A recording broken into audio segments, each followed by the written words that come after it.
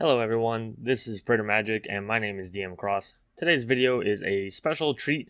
We're trying out something new. If you're familiar with MTG Mudsta style of videos, the narrated gameplay, we're going to basically be trying something like what he does. What's happened is that I've taken a game that we've streamed over on our Twitch channel, which we're now moving to YouTube streams, and given it a special overlay, cut out all the parts where we were talking in between plays and everything like that, and basically explain what's going on in the game. If you like this kind of video, make sure you leave a like on the video and a comment down below. If you're not subscribed, of course, hit that subscribe button. Before we go to the video, I do want to remind you that we are now sponsored by inkedgaming.com, your game, your style. There's an affiliate link in the video description down below. If you use that along with your coupon code to get 10% off your purchase of Praetor10, Praetor10, you're helping support the channel just like all of our patrons over at patreon.com/PraetorMagic.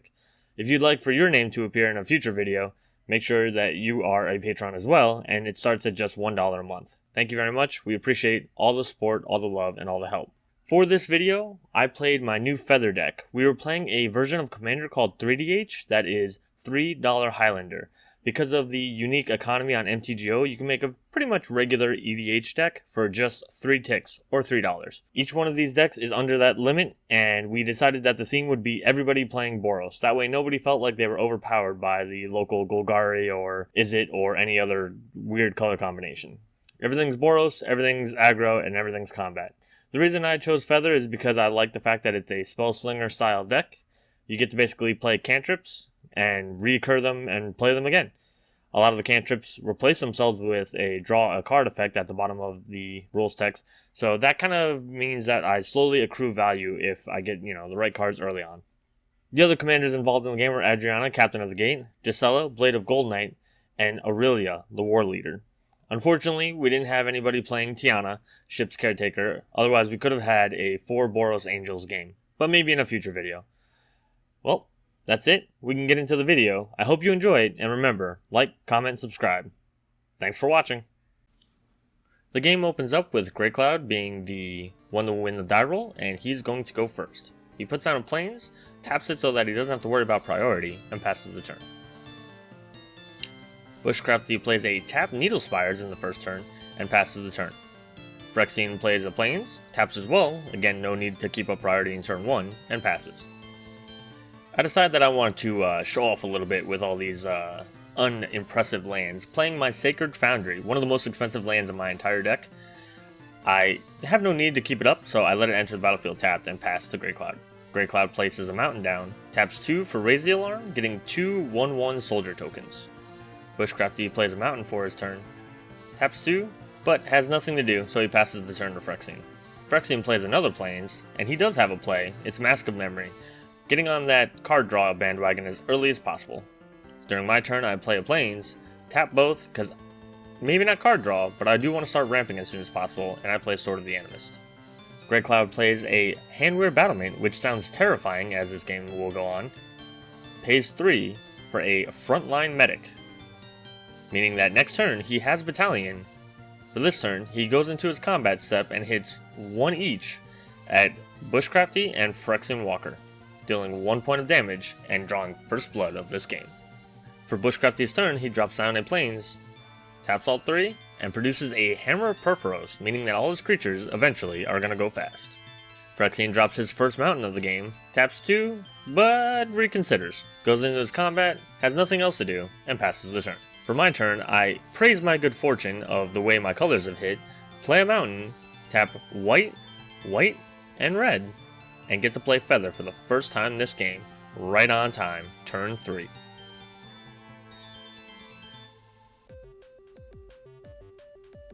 Grey Cloud plays another Plains, taps all of his mana, but doesn't have anything to play. Goes into his combat step, and he's been attacking so far, he's probably going to attack again, especially now that he has Battalion. Nope, he decides that this turn, he's going to take a break, sit back, and relax. Bushcrafty plays his second Plains, taps all 4 for a Primal Amulet. But, wait a minute, I'm the Spellslinger deck. What's going on here? Phyrexian plays another Plains, and he's definitely not hitting as much of his red mana as I think he would like. He's trying to figure out if he really has anything as he goes into his combat step, but he doesn't have anything, so he passes the turn. At this point, I start putting the life totals on the overlay so that we can track them a little bit easier. You will notice that the life totals are delayed, so just bear with me. Before going into combat, I want to equip my Sword of the Animus to Feather, and it's here where I'm afraid that Phyrexian might have an answer for Feather. If he does, this will have basically cost me 5 mana to do nothing except get a card out of Phyrexian's hand and be real sad. Fortunately for me, he doesn't have anything, and I am allowed to swing away. Phyrexian makes a comment about not attacking him so that his mana will stay untapped as opposed to tapping it for an answer, so instead I choose to attack Grey Cloud, who's already been the aggressor in the game, and I feel like it's easily justifiable. Sword of the Animus trigger goes on the stack, and I'm able to go fetch a basic land out of my deck and put it onto the battlefield tapped. Before combat damage hits, I cast a Titan Strength, giving Feather +3/+1, but the important thing here is that I get to scry a card, so I get to kind of line up my draws for the next turn. You can't see it because it's a little bit off screen, but the next card is a Path to Exile. Feather connects for 7 commander damage in the air. For the end of my turn, I put down my Boris Garrison, picking up one of my planes, and passing the turn. Feather's ability triggers, putting Titan Strength back in my hand, once again a little bit off screen. During combat, Grey Cloud made a remark about hitting me back for as much damage, except a little bit extra, so he taps all 3 and drops a Berserker's Onslaught, giving all his attacking creatures double strike. Combined with his battalion making all his creatures indestructible when he attacks with the frontline medic and at least 2 others, this is gonna get out of hand very quickly. Luckily enough, he decides to spread the level a little bit. I get hit with the frontline medic, but both Phyrexian and Bushcrafty, I believe, get each hit for 2. Bushcrafty taps a land, plays a land, and then taps 5 for a very surprising card, Mana Geyser. He's gonna gain red mana equal to the number of tapped lands his opponents control. It costs 1 less because of the Primal Amulet, and he gets 9 red mana back thanks to Grey Cloud and myself. He uses 6 of that to cast Combustible Gearhulk, targeting Grey Cloud. Grey Cloud can either let him draw cards or take damage for the cards he doesn't give him. Grey Cloud is worried about the card draw coming out of a Boros deck, takes the damage, and drops to 26, having taken 9 points of damage. He then continues to cast a Sensei's Divining Top, which he then activates to look at the top 3 and try to figure out what else he's going to be drawing. It's now that I realize that 33 and 26 are not 9 points of damage apart. I did mean to say that he took 7 points of damage. My apologies. Bushcraft resolves his Sensei's Divining Top trigger, having arranged the cards as best as he can. We move into Bushcrafty's combat step, and despite the fact that Combustible Gearhulk did come out this turn, it can attack thanks to the Hammer of Purphoros. He swings it over at Grey Cloud, who did admittedly hit him first, but now Grey Cloud's at 20 and halfway out of this game. Bushcrafty makes a quip about feeling even, and I don't think 3 damage is the same as the 13 damage that he's done this turn alone. Phyrexian is starting to notice that he's not getting any more lands in his hand, and taps 3 for a Howling Golem. Now every time this little creature attacks or blocks, we're all going to get to draw. He really just became everybody's best friend, especially if Grey Cloud continues to send little 1/1s over his way that he can block with. Equipping Mask of Memory to Howling Golem, he passes the turn. I forego replaying the planes that I picked up last turn with the Boris Garrison and instead put down a Rogue's Passage. I then play a Mind Stone because even with the Sword of the Animus and the most lands on the field, I'm super greedy. I go into my combat step and I swing out at Bushcrafty because he did just become very aggressive very quickly. I get the Sword of the Animus trigger, and of course I'm going to take it, getting another basic land out of my deck and onto the field tapped. I then use the same trick that I did last turn, getting Titan Strength on Feather. This puts Bushcrafty now at 1/3 commander damage until dead, and again lets me see what the next card is on my deck. Everybody's tapped out, so the damage resolves. Bushcrafty is going to go down to 30 life with 7 commander damage from Feather. I pass the turn over to Grey Cloud. Of course, at the end of my turn, I do still get my Titan Strength back. Grey Cloud starts off his turn with another Plains, and looks at his hand, wondering what he can do to get out of the situation where he did just go down to 20. He starts with a Bassandra Battle Seraph, meaning this is mostly going to hurt me. In case you haven't noticed, my Titan Strength has always been coming out in combat. Now that I can't do that and I have to set up before the turn, before the combat phase starts, it means that I have to play slower and a little bit more predictably. Unfortunately, because of the way MTGO works, I wasn't able to respond at the end of the main phase and before the beginning of combat phase started, so I can't do anything about Bassandra because I have nothing to respond to. As Grey Cloud is assigning attackers, Phyrexian does mention that one of those little creatures should come at him in order to have everybody draw a card off the Howling Golem, as I mentioned before. The other attacker is coming at me, so I'm going to drop from 34 to 32. Phyrexian blocks as he said he would, meaning everybody is about to draw a card. During Bushcrafty's turn, he laments that he's not getting lands, and he debates about wheeling. His biggest fear is that I'm going to get even better cards in my hand to play with Feather, plus I also get to respond and potentially get even more good cards on top of the good cards that I already have. I mentioned that he can top in response or before even wheeling, that way he can maybe see if the next few cards are worth wheeling for or not. I'm not sure if Grey Cloud found what he was looking for, but he does cast a Common Storm with X being 4. I respond with a Wear and Tear of my own. I get rid of the Combustible Gearhulk because I'm open and I don't want it to hit me, but I also want to get rid of the Berserker's Onslaught because, quite frankly, the double strike is going to get out of control. I then also cast Cloud Shift in order to try to save myself from the Common Storm, but I realized that the effect doesn't return her at the end of combat, it literally just returns her right then and there. So this doesn't actually do anything except put Cloud Shift into my exile and then back into my hand. I also have forgotten to take off the setting where she's going to stay in exile / the command zone as a replacement effect, so the same thing kind of happens, but it's a little bit wonky thanks to MGGO's interface for it. At the end of the turn, I get my Cloud Shift back, and Bushcrafty passes the turn. Phyrexian Walker doesn't get a land, so instead he attacks, drawing everybody a card because of the Howling Golem, and then potentially drawing himself more cards with the Mask of Memory. Phyrexian draws a total of 3 cards, hits Bush for 2, and discards 1 card. He drops the land that he drew and plays an Honored Crop Captain, followed up by a Lightning Greaves. He attaches the Lightning Greaves to the Honored Cropped Captain, just to make sure that nobody messes with it until next turn. Tapping for 5, I bring out my girl, Feather the Redeemed, and hope that nobody's going to remove her before I have a chance to get my engine going again. Another important card, Mother of Runes, comes out from my deck. This is going to help me next turn, when she can activate, to keep Feather safe. I don't have anything else to do because I don't have haste, so I pass the turn. Grey Cloud drops another land, and he's now at 7 mana. We haven't seen his commander yet, but she might be coming out soon. However, soon's not quite yet because we see Odric, Lunar Marshal. I take the opportunity to get rid of Bassandra, like I said she was kind of hosing me before, with a Path to Exile, making a permanent stop to never being able to cast during combat ever again. This does ramp Grey Cloud a little bit, but in the end I think the ability to play my deck the way it's meant to be played is just too important here. He taps 2 more planes and drops a Precinct Captain. Here we go again, more soldiers potentially coming out next turn. As he goes into combat, Odric triggers and gives his soldier token first strike, along with Odric himself. There's only one person who's open, and Grey Cloud takes advantage of the open field, smacking Bush for that 1 point of damage. Every little bit helps. At the end of Grey Cloud's turn, I decided to use Titan Shift here. The bonus doesn't do anything, but the scry allows me to set up my next draw, essentially, on my turn. And because I'm using it, I will get it back. For a second, Bushcrafty freaks out a little bit, thinking I'm actually Titan Shifting the soldier token, which I assure him no, I don't hate him that much. Bushcrafty replays his Sensei Divining Top, which he had previously put on top of his library. Tapping the rest of his mana, he plays a Mind's Eye. Unfortunately, it's not going to help him that much this turn because he doesn't have any more mana to respond with, but starting next round, if he starts drawing cards consistently, it could really help dig him out of a tough situation. With nothing else to do, he passes the turn.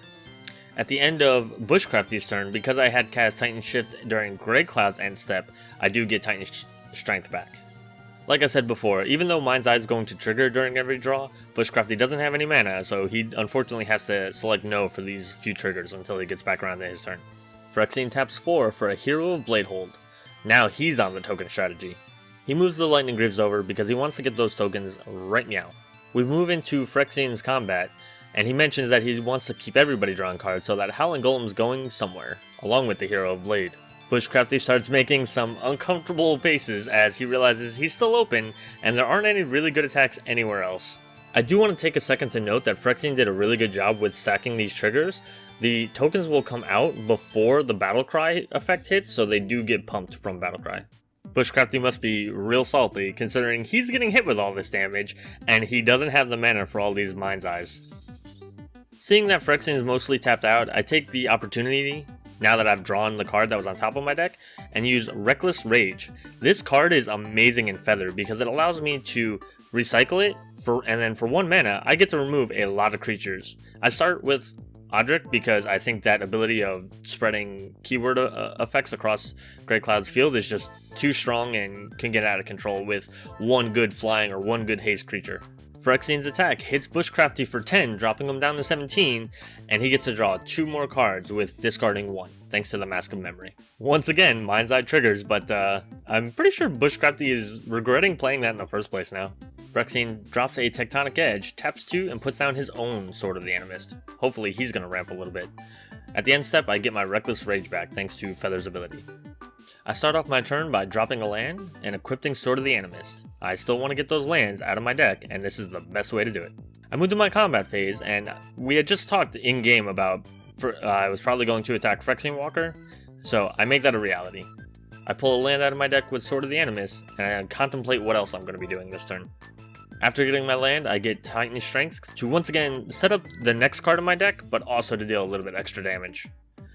Phyrexian is the highest life total right now, so I definitely want to put a little bit more space between him and I. The attack hits, but then I'm not done yet. I cast Crush Contraband, and I even tell the table that I'm not going to get the most amount of value that I would want out of this card. I choose not to hit the only other enchantment on the field, which would have been Hammer of Perforos over on Bushcrafty's side. The simple reality is he seems to already be having a tough game, but I do hit the Lightning Greaves on Phyrexian's side to make sure that I can get rid of the Hero of Bladehold or anything else that is on his field. I move to the end of my turn, and I get my Titan Strength back. Grey Cloud opens up his turn, dropping another mountain. He mentions being nice, and goes to pass his whole turn without doing anything. If nothing else, the rest of us are very suspicious. Phyrexian points out that Grey Cloud is one of the lowest people at the table at 20 life, and that probably has a little bit more to do with the fact that he's not attacking or doing anything else. Do you remember how we talked about how Mind's Eye didn't have any mana to be useful? Well, Bushcrafty decided to keep up with that trend, cast his 7 mana commander, Gisela, in order to kind of protect himself, and it's also a blocker in the air. I take this opportunity because Reckless Rage will now kill Feather because of the double damage, and I get rid of the Hero of Bladehold so that the tokens can't overrun us anytime soon. Bush goes to pass his turn, so I'm about to get my Reckless Rage back.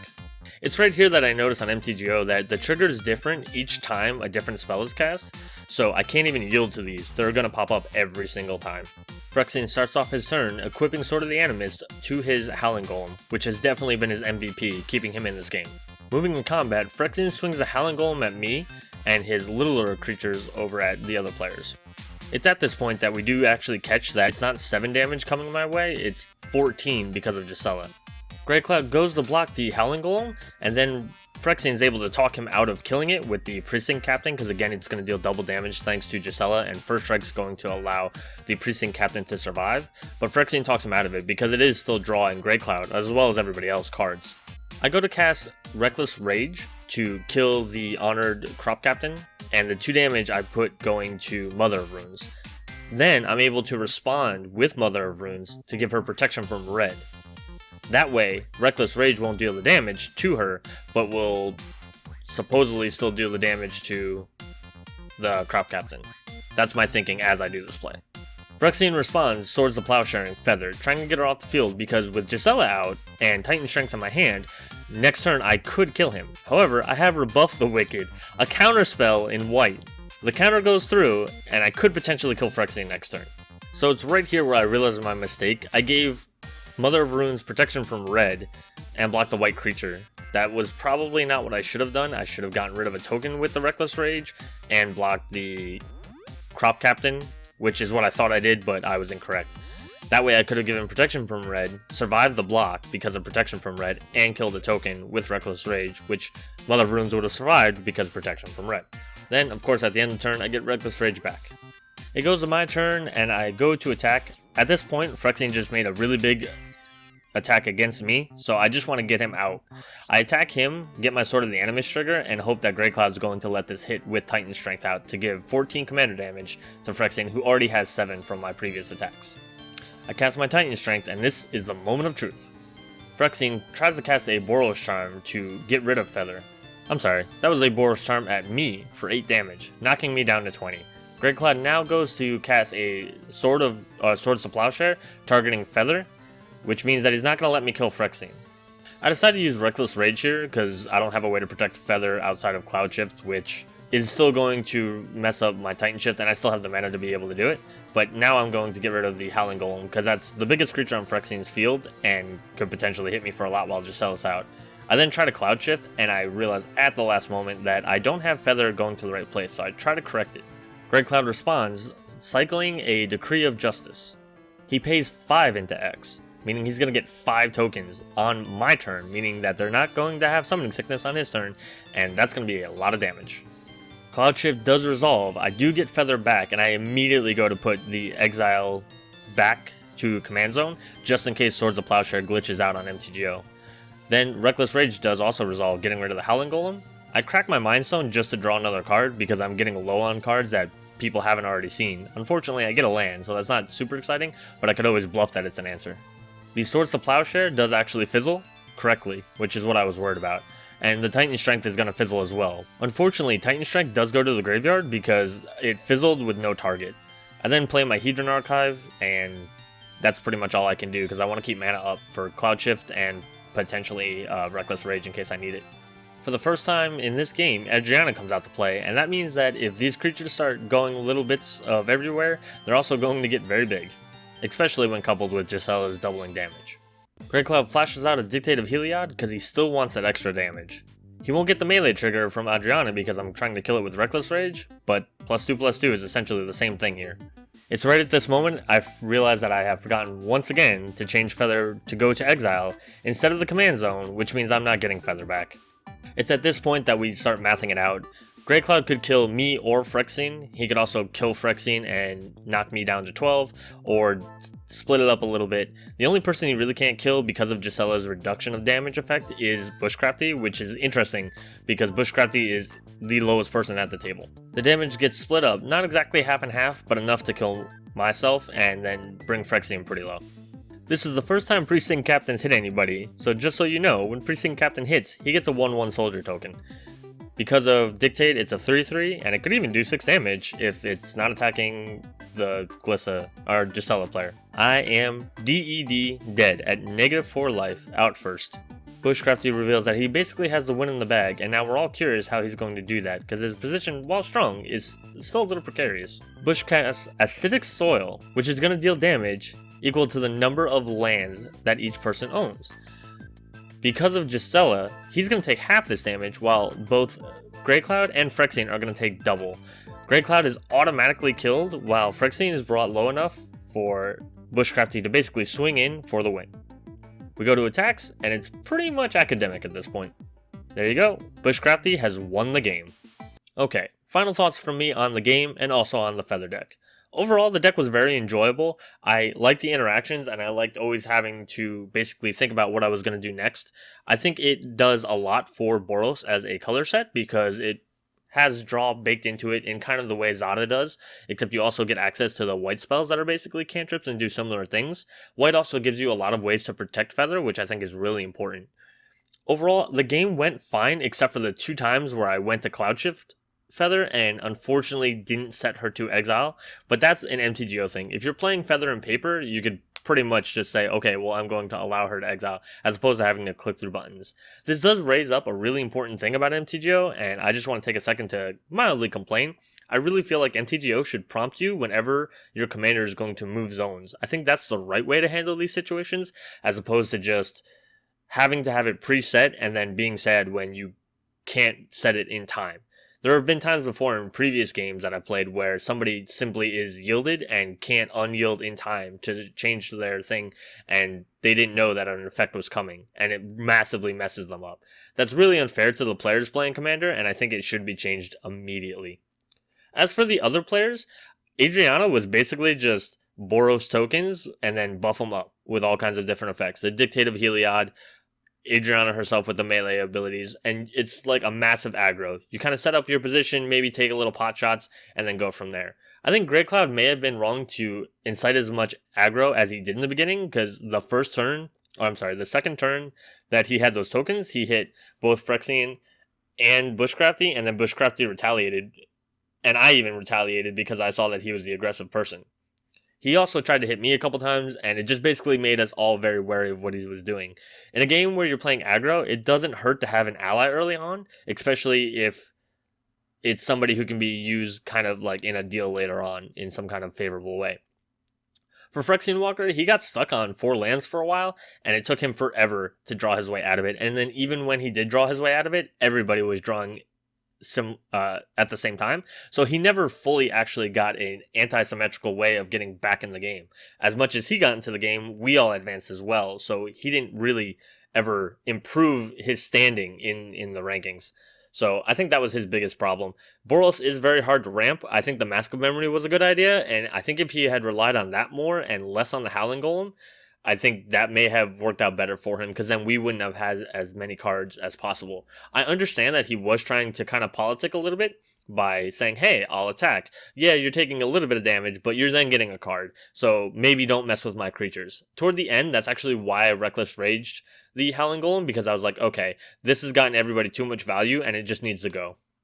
As far as Bushcrafty is concerned, I think he kind of got into a lucky situation. Greg Cloud mentioned in the game that he actually meant to swords the Gisela, and for some reason he went after Feather. If that had happened, there's a good chance that the game would have swung right back around, and honestly, because of how much mana that Bushcrafty was missing out on, he wasn't going to be able to play Gisela for a little while. I also think that paying the 5 mana for the Mind's Eye and then doing nothing with it might not have been the right idea, and even if he didn't play Gisela, I don't know if he would have lost, because at that point, when you're the lowest on the field and kind of lackluster board state, we may have left him alone. In the end, though, it doesn't really matter, because we got so distracted with the extra damage that we didn't think, well, what do we do about Gisela in the end? So we wound up basically kind of killing ourselves. I did like his take where it's basically a Spellslinger damage effect, as opposed to a regular Gisela beat everybody in the face as fast as you can deck. It's an interesting take, and again, I wanted to be the Spellslinger deck at the table, but I guess I didn't get to do that, at least not in win. That's it for this video. I hope you guys enjoyed this kind of concept. If you did, make sure you leave a comment down below and like the video. Of course, if you do want to follow us on all of our social media, we're at twitter.com/PraetorMagic, facebook.com/PraetorMagic, instagram.com/PraetorMagic, and if you're watching on YouTube, you already know youtube.com/PraetorMagic. Please make sure you subscribe before you go. And of course, a quick reminder, we are sponsored by inkgaming.com. Your game, your style. Make sure you use the affiliate link down below, and also get 10% off your order by using our Praetor10 coupon code. That's PRAETOR10. Depending on how well this video goes, you may see more videos like this. Like I said, I was pretty excited to try, and I hope, again, that you enjoyed it. Until next time, that's all I got for you. Have a good night. Peace.